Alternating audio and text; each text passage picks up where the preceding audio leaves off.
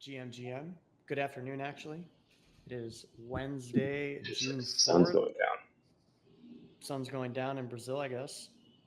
Today we have One with hour. us a good friend, old time. He's been on here before. I feel like you've been on more than once, but I could be crazy. Maybe you're on a different stream with us, but welcome back, Lil Qwant. Lil Qwant, big stage. What's happening? Yo, Let me share us on the socials. Give me a minute. Little Quant Big Stage might be the best fucking intro I've ever heard. it But is for the people best. that don't know you, I remember when you had 100 followers. I guess maybe if you want to start with why crypto Twitter, why did you choose this mental illness, and why specifically options? Because I know you picked up the title of Greek's live intern as well, and now you got 2 or 3K followers, and you're a known name in the vol space. Um, I think it was you, Marty. Like, I posted some one of the Greeks lives, like the wall structure thing, and then you retweeted it or something, and then gained a whole bunch of followers from that. Like, I think that's how I got to 100 followers. And then Really? I was the yeah, beginning. you were definitely the beginning for sure. Shout out Marty for sure.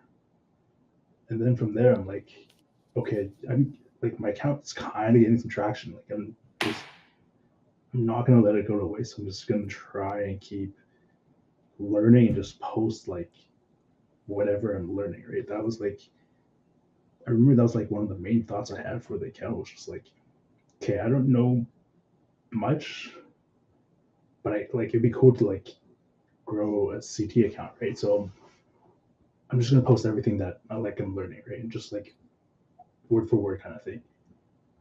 And it turned to That me just documenting stuff, and that's kind of in my approach with this account. So a lot of the things that I tweet about or write about, it's yeah, it's for other people, but at the same time, it's also something I can look back and reflect on. And okay, at this point in time, I you kind of see a growth that I've had.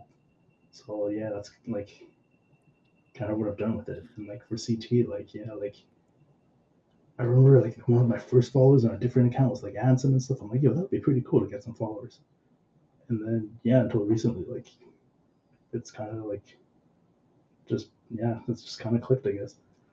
I mean, dude, that's a good intro, dude. I mean, there's not enough of that on crypto Twitter, right? You have like straight retail that doesn't know anything and is just trading shitters, or you have the whole opposite side where it's like people have already made millions. I guess there's a whole other side too, but that's a third section. There's the people that have already made millions that are just shit posting, and then there's another one that's like straight just scammers. Just like brain rot scammers, like here exploiting the ecosystem. It's nice to finally see in the life of What up, little Graham? Quant, yeah, of what You know, your journey's been. That's new because a lot of people haven't come out and said that, or this is my journey as well. And I learn a lot of shit when I go ahead and I write about a topic and I have to break it down and try to explain it like to retail. I actually, even though I know a lot about options and topics, I actually find like a new or a better way to express it, or maybe a simpler way to express something that would maybe take me 2 minutes. So it's yeah. always a learning journey. So That used to be the norm on CT Loquant back in my day. It was a place where people just kind of came to share their quote unquote journey and their learnings, share their trade ideas, things like that, because it was a pretty small community. And then I think after the 2021 cycle, that's when things Yeah, really kind of changed, because you still saw that in the 2017 2018 time period, but 2021 I feel like that's when things kind of really changed, and people stopped sharing their journey and were more trying to just share narratives to pump their JPEGs, pump their bags, pump whatever. So as Marty said, yeah, it's cool to see people kind of getting back to that. You don't see a lot of it very often. And I think that's one of the like things people overlook a lot when trying to grow an account. When you see some of the bigger accounts that are really successful, like probably 90% of their tweets like don't hit and don't get that much engagement compared to the ones that everyone sees on their timeline that do very well. But it's that they're just tweeting their like stream of thought all day long. And it could be about anything, you know, it doesn't matter if they're a crypto figure, like they're tweeting about fucking burgers in the morning and fucking, you know, I don't know, Euro pours at night. the new plants they just bought at nighttime, you know, like, but within there, they're also tweeting some alpha because that's part of their train of thought. And Yeah. people like that, they want what I've said before about X is like when you get to a certain point, X becomes almost like what television was to some people. And some people will replace watching television with scrolling X or scrolling social media. And you become like a part of that TV station for them. So if you're always putting out content, like you're a channel that they're going to watch, and it like kind of applies to really all forms of like content creator based social media, I would say. Even though you don't consider yourself like a content creator, when you're, I think when you're just like documenting your journey in a kind of a journal like way, or just putting out your streams of thought, you are like creating content for the masses to ingest. Yeah. I never thought about it like that, actually. I didn't think about that, you know. We're fucking stars, all right? And we have, you know, people that watch our own shows and putting out our content. Like, I don't know, like I watch this poker stream like religiously, or my wife watches like these YouTubers, like, oh, they have a new video, I have to watch it. And I guess, you know, we're always just shit posting, but we never actually think like that people are, not that people aren't watching, but like that we're like our own little micro celebrities and people actually care about what we have to say. So it's interesting to put it in that sort of perspective. I think like What do you have now? Grant tunes in, you know, you figure like even to the like 5 people who are regulars that, you know, I could know their names off the top of my head. Like to them, it's interesting content. And the thing is like, we don't do any marketing. We don't have any advertising deals. Like we are just hopping on and streaming to shit post and have fun and talk about all the shit that we're talking about in DMs. Cause it was like, why not just hop on stream for an hour every couple days and bullshit about what's going on? Because there are no streams that do that. Everyone's like, oh, let me interview this founder in the same fucking format that I've heard, you know, 70 other times. Sorry, we have a commercial break. Sorry. Yeah, Right yeah. in the middle of the fucking stream, Inject there's a this commercial ad. break. Oh, and, yeah. And for us, like I've never really cared about like hurting someone's feelings, talking shit about, you know, something. It's it's well, I'm trying to think of the term they used to use at one of my old jobs. It's radical candor, right? Like Radical candor. Yeah, you're showing radical candor. And I think like you were mentioning like TV, like I think people also expect like a certain like type or category of content from like, each person they follow, right? Like if they haven't posted in a while, or they usually post at this time, like a TV show say comes on like Wednesday at 9 p.m. Like kind of like, where did this guy go? Like, is he all right, kind of thing? Dude, Yep. Ace went away for fucking a week, and I couldn't get a hold of him, and I thought he died, and he was pretty close to fucking dying. And now I'm worried about Chang, dude. Where's Chang been at? Yeah, I haven't seen him in a minute on the time. Chang, the Korean guy. Last post was January, dude. If anybody's listening and talk to Chang, you know, feel free to reach Tell out. him the Hopefully, Volkaball is looking for him. yeah. Hopefully he's all right. Yeah, Grand, you know, like I stopped working. I started working in crypto, like in the industry, working for companies on the exchange side, infrastructure side, like almost 10 years ago now. So yeah, we don't just press red and green. Like I've been like working at companies and protocols for like literally almost a decade now. But it is good to know, or we should tell the listeners that nobody fucks with us on that red and green shit when we choose to. Nobody, listen, when I choose, nobody fucks me on that red and green shit, okay? The best answer tweet I think I've ever seen. Yeah, Nice. that's a Little funny tweet. little Qwant, are you full time crypto now? Are you a full time diplomat in the crypto space? Yeah, it's pretty much like just like everything I do, like I don't do anything else. Like the past, I don't even know, like a month, 2 months at least. Like Yeah. Oh, that's good. I've done nothing besides coding and gym. Like that's about it. And on Twitter, like I haven't done anything else, dude. What were I you think doing Grand. pre this last month where you were only crypto? Sorry. What were you doing pre this last month where, you said this last month you pretty much just only crypto, but pre this last month, what was absorbing some of your time No, when you okay. weren't So on that what? rendering Like and shit? last few months, like not I wouldn't say last few months, like probably the last year now or so. Like prior to the year, like I was in school. After school, like pretty much just like crypto full time, like trying to code and like writing green shit, like just In real life, that Lil Quant. in real life. I said in real life, Lil Quant.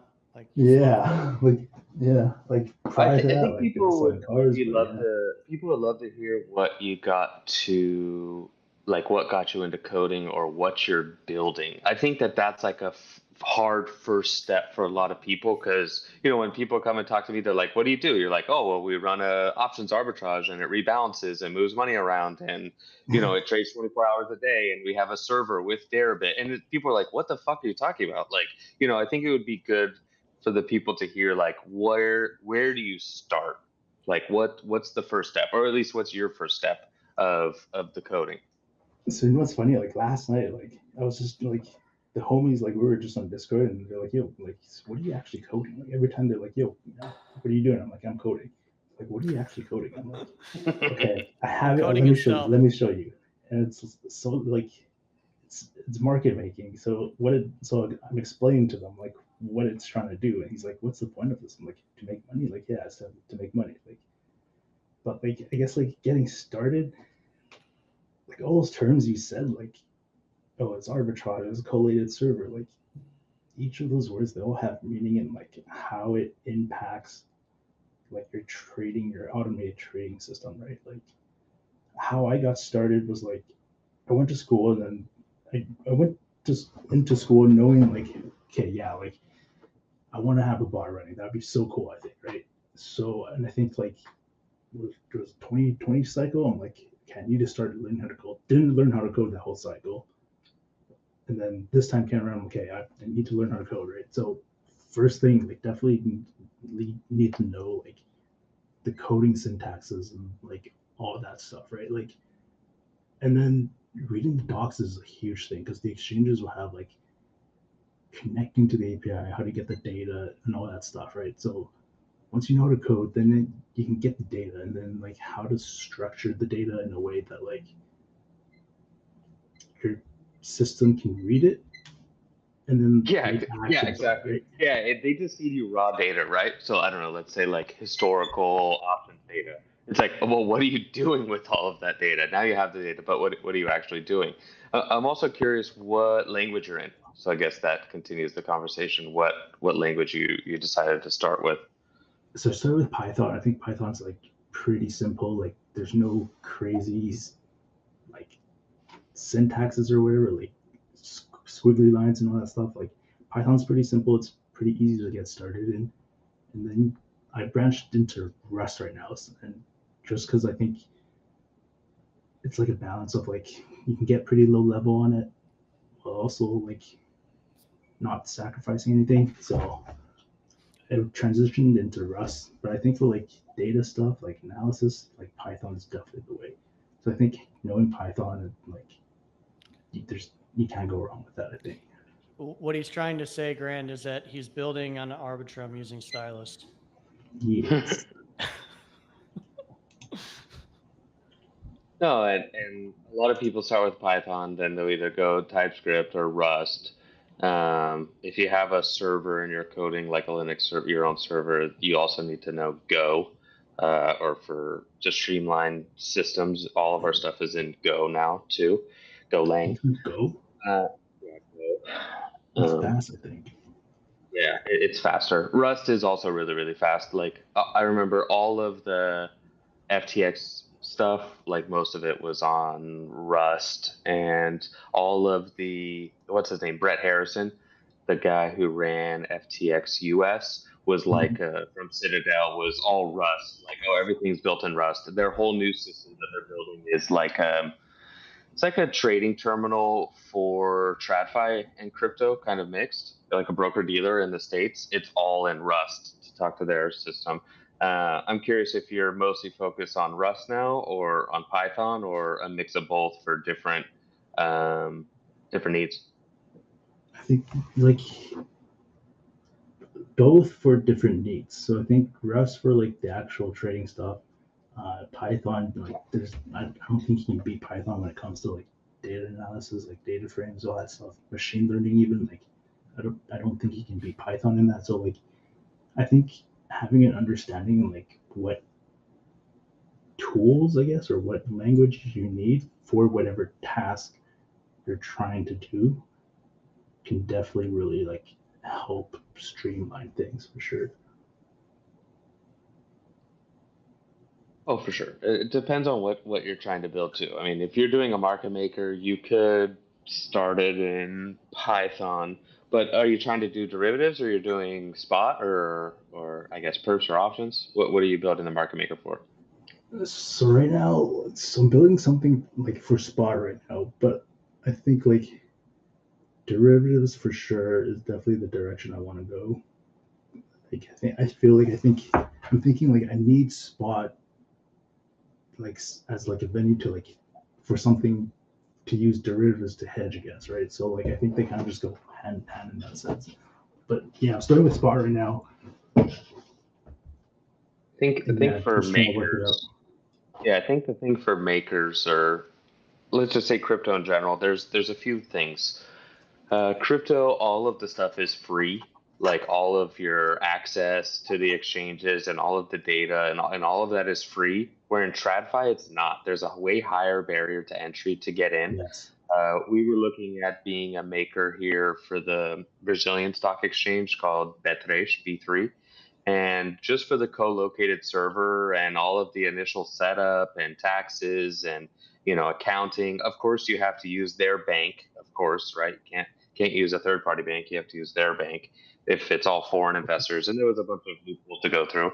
They wanted like 20 grand just to get set up. And I was like, dude, it's literally free in crypto. You can make 20 grand in a day. Like, you don't need to deal with any of like this bureaucracy, or let's just call it bullshit, right? All of the bullshit that comes with TradFi, and all of the accounting, all of the taxes, all the admin is on now left on you instead of provided from the exchange, the TradFi exchange. But crypto makes it available and free and accessible. And I don't think you would be able to do what you're trying to do if you were trying to do it in the TradFi space. So, we're all lucky that we're here in the crypto space. It's free, it's accessible. Anybody can plug in and boot up and start making money or losing. But there's also another level of this where makers are rewarded in either if that's in lower fees or rebates, or co-location. Co-location you have to pay for, but you're faster because you're co-located in the same data center as the exchanges. I'm curious on if you've had any of those talks, or any of those moments where you're like, holy shit, if I was paying, 1 bip, or even collecting half a bip, or collecting 2 bips, I could be making so much more money instead of, what you're currently at. Wondering if you've ran into that issue, I think especially in like spot when it's 4 to 6 bips, right? It's high. so yeah, so like that's kind of like the current issue I'm facing right now. Like for the exchange that I'm like that I played around with, like I got orders to quote, so I'm able to place like bids and asks. Like I'm just looking at the fees, like holy fuck, like there's other places that like you said, like offer rebates or like 0% like for fees. I'm like, dude, either like I need some serious alpha or like be super fast or something or quote like wide enough to be able to like capture the spread, but like the fees like is a huge thing. Like, so yeah, like that's exactly like the issue that I'm running into right now. I'm looking at this. I'm like, do other venues like offer just like 0 fees or like even rebates? Like, whereas like Tradfi, like you were saying, like the rebates probably like aren't a thing. Like, and just to get started is like insane in Tradfi as well too. Yeah, Hyperliquid is 0. Kyan will be 0. You'll get your rebate back, or you'll get your whatever. I think you have to pay 2 to 4, and then you get that kickback. Will be 0. I'm trying to think of ones that are. Well, FTX is the best, dude. FTX used to give rebates. They were the fucking best. Yeah. They were the best, dude. We fucking Sam, if you're listening, come back, but do it right. Come back and do it right, please. I'm remembering if BitMEX. If he comes back and does it right, you'll be paying fees. No, I tried to think of some exchanges. Spot is always fucked because of fees in Spot, but in Perps land, Hyperliquid I think is 0. There's some that are like just always 0 for makers. The rest you either need a deal or you need to hit those volumes, and if you're hitting those volumes, you get a deal. Right? That's kind of how it works. I'll make a list of some exchanges and I'll put it in I'll send it to you privately and I'll put it in the next Monday Alpha 2 of exchanges that offer 0 bips on derivative. Spot, you're fucked always. Yeah. So it's just the name of the game. But, perps or something. And you also, if you're, starting out at market, you don't want to compete on the biggest fucking exchange because you're not going to get fills. You want to compete on, dude, you want to pull the Loris card, honestly. You want to trade on C and D level exchanges. You want to make money. You want to live in your bubble. You want to make enough money for you or your team. And you want to get fills constantly. You don't want to be competing with Jump and Jane Street, or I guess it's Jane Street, and Wintermute and Flowdesk and all the other fucking, tier 1 guys, which have the money to even lose, right? Absolutely. You don't want to be competing with those guys. You want to be swimming in your own little pool. We found that in the crypto option space, in the DeFi space. We don't want to be competing with Falcon X and everybody else. We want to swim in our own little bubble, and it's way more than enough money than we need, because we don't have a team of 1,000 people or an office in London or or office in 4 offices around the globe. Exactly, like all those reasons, like you just listed, like something like, yeah, I'm really realizing, like, yeah, I could be on these like exchanges, like these cool name exchanges, but like, dude, these guys got like teams of people, like capital, like it's I wouldn't say impossible, but it's pretty much impossible to compete with those guys. So like, yeah, like go on those CD tier exchanges and like run those markets before trying to move up with those guys. Like even like Bitfinex and shit like that, right? Like you got to go off the beaten path here. Bitfinex used to be huge, and now I haven't heard that name in a long time. The God Exchange, I think. Yeah, I'm trying to see maker fee. So all the new tokens, they're incentivizing 0. So like Sonic, Stacks, whatever. This is Turkish lira, but some of the stables they're doing 0. But yeah, I'll make a list. I'll compile a list because I think it would be interesting for other people to see that too. I think like Kraken super high, Coinbase is super high. And fees are the killer of profit. The better fees that you have, the more money you can make, the more volume you can make too. I listened to this, the Citadel guy. He had a Stanford talk, I don't know, 2 weeks ago or 3 weeks ago at this point. He was like, they make, out of 100 trades, they win like less than 60. It's like 50 something that they win, but they're doing like millions of trades an hour. So it fucking adds up, right? So, it's also not about like, oh, you won 100 out of 100 trades or 10 out of 10 trades. Maybe it's 6 or 7 or 5, but if those cover the losses, then that's what matters, right? Usually in this game, especially with arbitrage, is like you'll fucking make money for a month. You're like, oh, that was fucking easy. And then you have one day that knocks out your whole monthly profit. And you're like, that was fucking stupid because I got legged, or, the system got bogged, or there was a clog in the system or like the server went down basically. That's usually like the biggest issue is like there's a maintenance that you didn't, calculate for, and you lose a month's worth of profit in a fucking in an hour or in 5 minutes because of something stupid. So it's also worth paying attention to that. Like, how can you stop stupid shit from happening? And usually the stupid shit isn't really your fault, right? It's maintenance or server or downtime or, somebody beat your order because they were faster than you, right? The list goes on and on. But, swimming in those C and B tier exchange pools, there's way more than enough money for one person, let alone a small team. There's a bunch of money. Yeah. Yeah, it's very true. Like, yeah, I've seen some other people talk about it too. Like, it's so hard to compete with those guys, especially just starting out. Especially if you're a team of one. Like, these guys got teams of people. Like, it's so much capital. Yeah, it's just pretty much impossible to compete with them. You also can ping the exchanges like, if you run your back test and you're like, I don't know, I got $10,000. I think I'm gonna run, a couple million of volume a month. They'll bump you up a tier or two, and what's the worst that they'll say? No, right? So just fucking ask them. Ask your exchange rep, or if you need an intro or something, you can ping me. Like, I think on Bybit after Pro, let me pull it up. Pro 1 or Pro 2? Okay, Pro 3. I forget how much volume Pro 3 is, but Pro 3 is zero maker. And you also could tell them, like, I'm only making, right? I'm only posting orders. I'm only bringing liquidity to the book. I'm only tightening your spreads.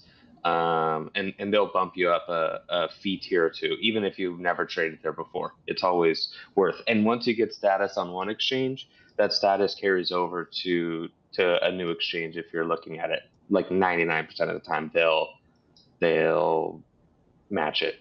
Yeah, I've seen that where like one exchange would be like, yeah, if you do this much volume at a different exchange, like they'll offer the same VIP status, like if not even better. Or else, why would you come there, right? Yeah. Why would you move everything over? Where was Loris at? Loris was at BitGet. BitGet and Gate. Yeah. Gate. Yep. Well, that's where he was first. I remember when he was before he was doing New York reservations. I think it was Loris. Like, he said something about like the maintenance thing you were saying. Like, I'm pretty sure it was Loris, where like to like prevent the maintenance stuff, like have a copy of like doc changes, so if like a new one comes out, you can just like your system's like comparing the two, so then it can just flag like, oh, there's a change in wording or in docs or something in status. That's smart.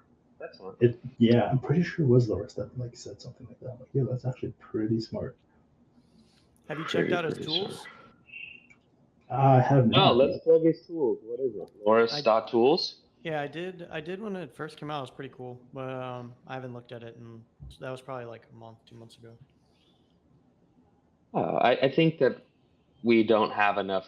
It's not necessarily free tools, but like the tools aren't that good in the space unless you're paying a whole arm and a leg, and it's just not accessible to regular people. Like, I mean, even some of the custodian shit starts at $20,000-$30,000 a year, and you're like, this is not reachable for the majority of people, right? Yeah.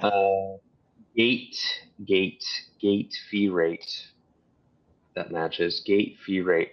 Yeah, 100 million gets you 0. Oh, that's spot. Oh, wow, that's spot. What about in futures? 1.6 billion gets you 0. That's not that great, but you could get it down to like 2 bips, 1 bip. Hyperliquid. I feel like that volume, like you can probably hit it pretty quick, like depending on your frequency, like. Okay, well, this. If you do the Bitcoin perp, 100 million, 0. If you do 100 million 30 day, that's not that much, really. Especially in Bitcoin, when Bitcoin's $100,000. Yeah. I mean, it sounds like a lot, but let's say you're trading 24 hours a day, 30 fucking days, like 100 million 30 day is not as much as people would think. Yeah. Options, Jesus And like Christ. too, like I feel like you can run that up pretty quick. I mean, we were doing a couple billion 30 day when we were on FTX. Holy fuck. Yeah, with a rebate. Oh my god. That's why, Sam, bring back the rebate, please, Were you- please, please, please. Were you marketing? We were like number 10 on perp. That's where I started my initial Twitter journey, because I posted like the leaderboard or something. Yeah. I don't know. Shit posting, and then I was posting the leaderboard, and it was like in the top 10, like all of it. Yeah. For like not just like a week, like for months. So that's where we got started in the crypto Twitter space, and then somebody introed me to the Premia guys, and that was 2 or 3 years ago at this point now. I don't know, 2 years. I want to 3? say MJP first intro. I have the chat. And I have the chat. It might even be. He might have messaged me first in like 2021, even, or like. I have it here. February 2023. All right, that's probably when we first talked. But I remember him messaging me to talk with you back like in the early days of Premia, maybe like end of V1, getting into V2. And I thought you were like a marketing guy. So like when he said market maker, I misread it and thought it was marketer. So I just never reached out because I'm like, dude, I don't work with fucking marketers. I don't work with fucking like shit bags. Yeah. I'm not paying some fucking guy to shill us, like, you know. And MJP, I love him to death. You know, he's been a huge supporter and been around, you know, in the Premia community since the very beginning. So it wasn't that I thought he was like steering me wrong. I just thought like, you know, he was like, hey guys, you know, you need some marketing. So like was sending me a guy that was like legitimate, you know, but I was like, oh, we're doing fine. Like on the marketing side, I don't need fucking to pay someone some money to do some shit for us back then. And that wasn't the case at all. Then, you know, a couple years go by and you got brought up again. And I was like, wait a minute, I already have a chat with him. And he's like, yeah, and showed me mine in his message. He's like, I tried to hook you guys up 2 years ago. Yeah, like a year and a half ago, but you didn't reach out. And that's when I just left it. I'm like, yeah, I thought he was a fucking like marketing guy, not a market maker. That's where we started. Right? Like the market, their orders, kind of. Yeah, he's kind of a marketing guy. Kind of marketing guy. Shit was funny.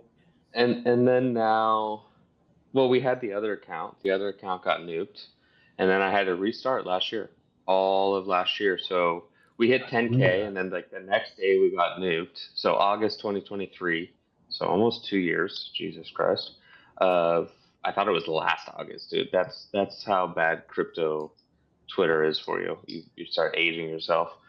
August 2023, and now we're at 13.8K. Dude, you're gonna pass it. You're gonna pass it, bro. Dude, I remember reading your tweet like you were gonna get your 10K cake. Dude, the 10K cake, dude. Yeah, like I was working at some lube shop, oil change shop, like reading your tweet. Don't call it a lube shop, dude. That's lube shop, oil shop, like oil change shop. But yeah, I know. Reading like, yeah, like I'm about to get this cake, I'm about to get 10K. Like I was like, damn, that's 2 years ago. It's actually kind of crazy. 2 years ago, yeah, dude, we're getting fucking old, dude. I've been in crypto for over 10 years, and I feel 50 years old. But we'll see. We'll see if I make it there. I mean, imagine another 10 years in crypto. I don't want to be in crypto for another 10 years. I think we're getting our opportunity now to shill out our coins and ride the golden institutional wave. And then, like, that's probably it. Like, you just want to hold Bitcoin and ride off into the fucking sunset now. Like, Are you still making? You just want to sit on one chair, all right? Just sit You on just one want to sit chair. on one fucking chair. Am I still going to be making? Yeah, but it's getting harder and harder, significantly harder. Options are still this nuanced. Um, it's like it's a more complex market making because okay, let's call perps. There's an oracle, and this is the fucking price. It's $5. Okay, everybody agrees that it's $5. If there's something that's off by a penny or two on another exchange, somebody's picking that up, right? But everybody agrees that the price of Bitcoin is $100,000 or whatever. Fucking ETH is 2,600, right? Everybody agrees across the board.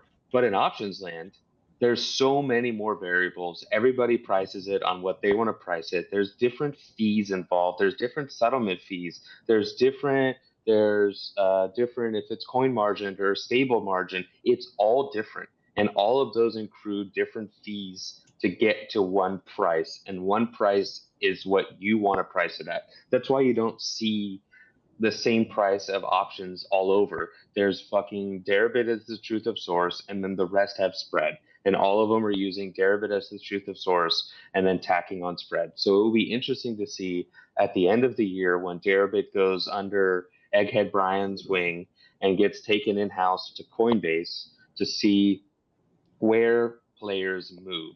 Because nobody wants to deal with fucking Coinbase and their higher fees, or there's a lot of uncertainty around that, and their fucking customer service is terrible. Like nobody wants to deal with that. Where it's like, I have chats with all of these big exchanges, and the worst service is still Coinbase. Like Deribit, I just fucking text them and it's fixed. It's done in 2 minutes. Premia, it's fucking fixed in an hour. Bybit, it's fixed in an hour, right? Like all of these guys are on it, and then Coinbase is just not on it. So it'll be interesting to see where these other players move. But I will still be in the option space. But after FTX, we stop perp plans. Yeah, I don't know what Coinbase is doing. Like, this isn't to like talk bad about them, but like, yeah, those examples you said, like these other people, like they're on it. Like, you tell them something, hey, there's an issue here. Like, do a couple days max, like the issue's fixed. Like, you're not sure what Coinbase is doing. Like, I really hope it doesn't change though. Like when they get Deribit as well too. Like, is it gonna be Coinbase employees working on Deribit, or like the whole Deribit team is gonna be there? It sounds like that the Deribit team comes in house for the first bit to make sure that it's okay. They're going to offer new comp packages, new employment packages to the Deribit employees, and then yeah, I mean it's just Coinbase derivatives. So I mean it will probably allow more institutions to trade there. They'll have more flow, sure. I'm not necessarily sure that that's like a good thing. I think other people will migrate and go somewhere else. I'm also hearing like people are going to OKX right now, right? They're just onboarding just to have another exchange, and OKX is the same coin margin type of system. I hear that Premia is launching a V4 and will have PM on a DEX, portfolio margin on a DEX with the same margin system, 1-to-1 with Deribit. So like hopefully some people fucking come over and start trading there, right? Like it doesn't need to just be one stop shop, Deribit, that's it, getting all of the volume. I think it will not pivot. Pivot's not the right word, but people will migrate to other exchanges. I think with like the rise of DEX as well too, like with the Coinbase information hack, like there's definitely like a draw of attention, like shifting from CEXs into DEXs, where it's like, okay, I don't need a KYC. My information is not going to get leaked. Like people are like welcoming that idea. Like they're realizing, okay, yeah, DEXs probably aren't that bad. So like mind share wise, I think like yeah, all these DEXs like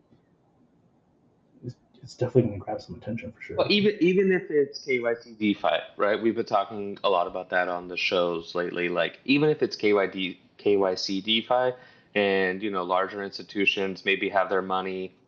You saw it today. Anchorage Digital, which is like a bank, custodian provider, security firm, they partnered with Derive. So you can trade on Lyra. You can trade on Derive Lyra with your Anchorage account. So that allows more institutions to come into DeFi, and it still is KYC DeFi, and you're allowed to trade in DeFi. I think we're slowly moving away. Well, think about it. Institutions can't just put money in a hot wallet and just trust some employee to trade on it, right? It has to be in a controlled environment where the trader comes in daily or 24 hours a day and trades on that sub account.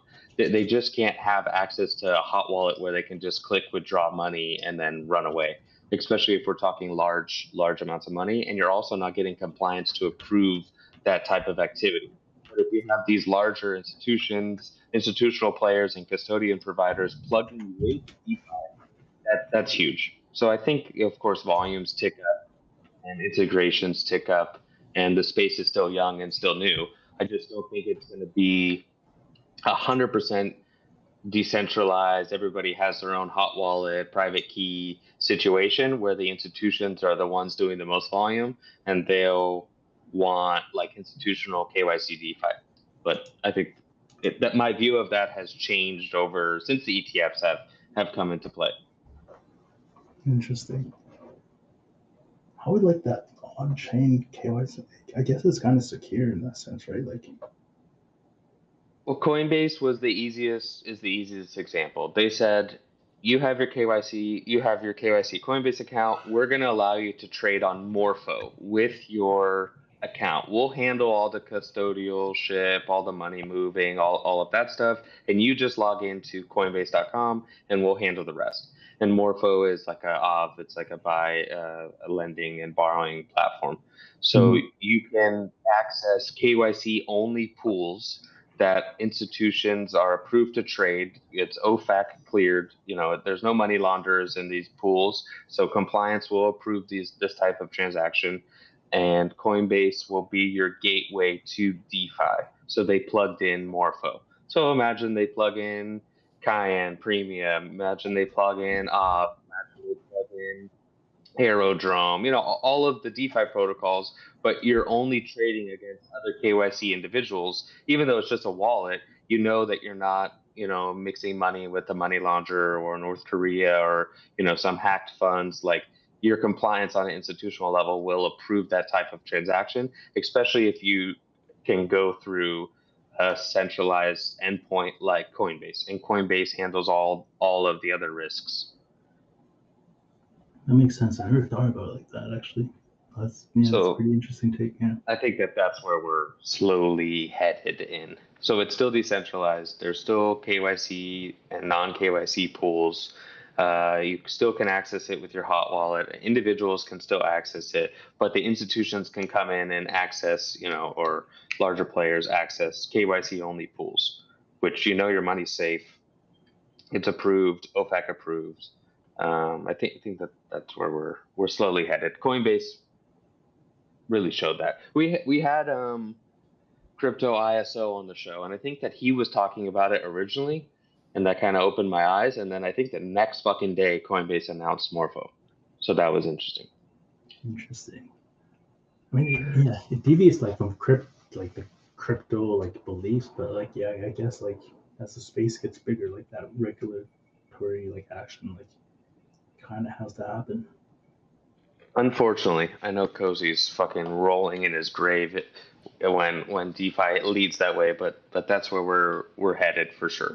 No, I think that like they can coexist. I think that like you can have both, and there's nothing wrong with if institutions want to play with other institutions, creating infrastructure for that, and letting us plebeians, play with our own playgrounds and sandboxes. I like it. Yeah.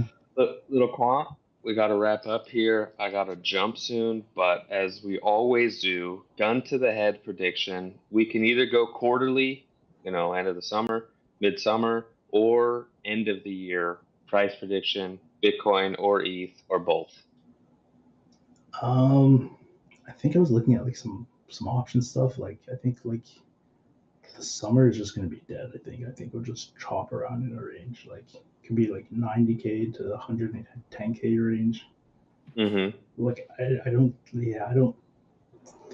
see like, I don't think we'll get like some crazy move in summer. I think so. Like, I guess for like end of the year prediction, like probably back at like 100K, to be honest.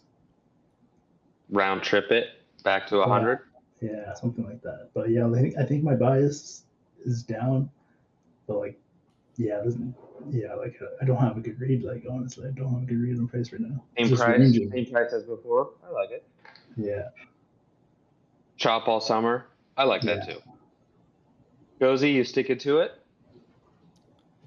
I'm sticking to my thesis. It's pretty much what Qwant said. We're summer chop, run that into, we'll say, fall, and then we do the Q4 dance into Thanksgiving, December, and bye. Love it. In- Love it. Into the next year, I guess. Into the new Into year. the next Yeah, year. yeah. Well, But- fellas, thank you, Little Quant, big stage, dude. We had over a K, over 1,000 That's viewers. 1.2, dude. That might be one of the bigger ones, dude. 1.2. That's big. Thanks for coming on. We'll see you guys here in 2 Qwant, weeks. big audience. Big Yeah. audience, dude. Little Thank you for Quant, having big me, guys. audience. You want to wrap us up, Cozy? Yep. Thank you everyone for joining us. If you don't follow Lil Qwant, check out the tweet that we had on Premier's account so that you get it right. But it's at Lil Qwant, QWANTXBT on Twitter or X, however you think of it or call it now. Maybe eventually he'll come out of building in stealth and you'll get some hands on the product. For those of you interested in market making tools. But other than that, check out his Twitter, follow him for more, follow him for his journey and more alpha on options. Anything you want to close us out with, Lil Qwant? No, thank you for having me. Like, yeah, excited for Kyan, honestly. We need some testers. We'll get you. And yeah, that'd be sweet. You know, That sounds good. I should have leaked some of it on the stream. I don't know why. We still have time for a quick leak. I'm not doing a good job not leaking this type Not of stuff. plugging your own. Yeah, I should have been showing the charts on here the whole time rather than pulling out Velo. Like, gun to your head, what do you think? Oh. Yeah, which way, huh? Which way? Yeah. Which way? Flip it upside down and it just looks like it's fucked.